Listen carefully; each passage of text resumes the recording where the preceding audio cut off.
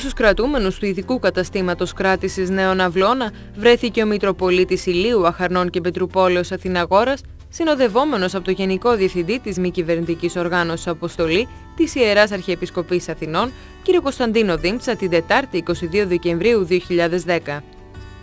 Τον Σεβασμιότατο και τον κύριο Δήμτσα υποδέχθηκε ο Διευθυντής του Σοφρονιστικού Ιδρύματος Αυλώνα, Παύλος Ντουλάμης. Είχαμε σήμερα την ευκαιρία να βρισκόμαστε ανάμεσα στα παιδιά, στους ανήλικους των φυλακών της Αυλώνας που ανήκουν στη Μητροπολιτική Περιφέρεια Ηλίου Αχαρνών, της Ιεράς Μητροπόλεως Ηλίου Αχαρνών και Πετρουπόλεως, και είναι η πρώτη επίσκεψη η δικιά μου ως Μητροπολίτου εδώ. Στο παρελθόν είχα συνοδεύσει τον Μακαριώτο Αρχιεπίσκοπο, ο οποίος έδειξε και δείχνει ένα μεγάλο ενδιαφέρον για τα παιδιά που βρίσκονται εδώ, και είναι μια ευκαιρία μιας επικοινωνίας έστω και μικρής μαζί τους ενώπιση των εορτών στον χώρο της απομόνωσης και της φωναξιάς στην οποία ζουν. Τα Χριστούγεννα, που για όλους μας είναι μια γιορτή οικογενειακής ταλπορής και χαράς, μας δίνουν την ευκαιρία να βρεθούμε ανάμεσά τους. Τους ευχηθήκαμε, μοιράσαμε κάποια δώρα και ελπίζουμε πως μέσα στο χώρο τον οποίο βρίσκονται, επειδή υπάρχει και ένα σχολείο και γυμνάσιο δημοτικό, θα μπορέσουμε ή περισσότεροι από αυτούς, επειδή είναι ξένοι, να μάθουν ελληνικά και να γνωρίσουν την κουλτούρα την ελληνική, τον πολιτισμό τον ελληνικό, και να προσαρμοστούν ώστε να τον μπορούν καλύτερα στις συνθήκες της ελληνικής κοινωνίας. Ο Μητροπολίτης μετέφερε στους κρατούμενους τους χαιρετισμούς και τις ευχές του Αρχιεπισκόπου Αθηνών και Πάσης Ελλάδος Ιερώνυμου, ενώ δεν παρέλειψε να τονίσει τη σημαντικότητα της ελευθερίας του ατόμου.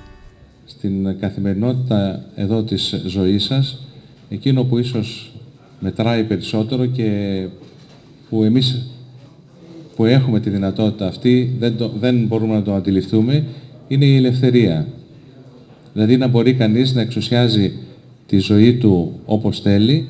Ο κύριος Αθηναγόρας, αφού περιηγήθηκε στον προαύλιο χώρο των φυλακών και συνομίλησε με τους κρατούμενους, μοίρασε δώρα και στους 400 μαζί με τον κύριο Δήμτσα, τα οποία περίχαν συνολικά 4.000 προϊόντα ατομικής υγιεινής, σαν μια συμβολική πράξη και ως ελάχιστη ένδειξη ανάγκης Εκκλησίας να βρίσκεται σε διαρκή επικοινωνία με τους πιστούς.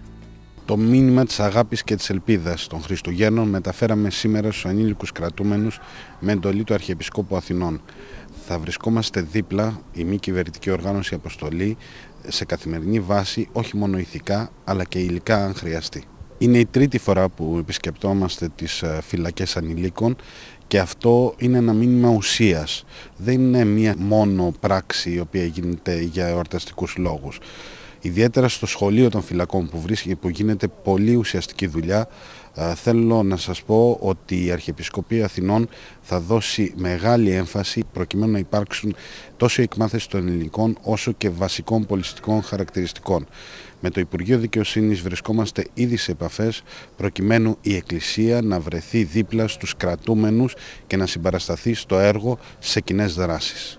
Στη συνέχεια ακολούθησε χριστουγεννιάτικη μουσική εκδήλωση, η οποία πραγματοποιήθηκε στην κεντρική αίθουσα της βιβλιοθήκης των φυλακών και μετέφερε το εορταστικό κλίμα των ημερών στους κρατούμενους.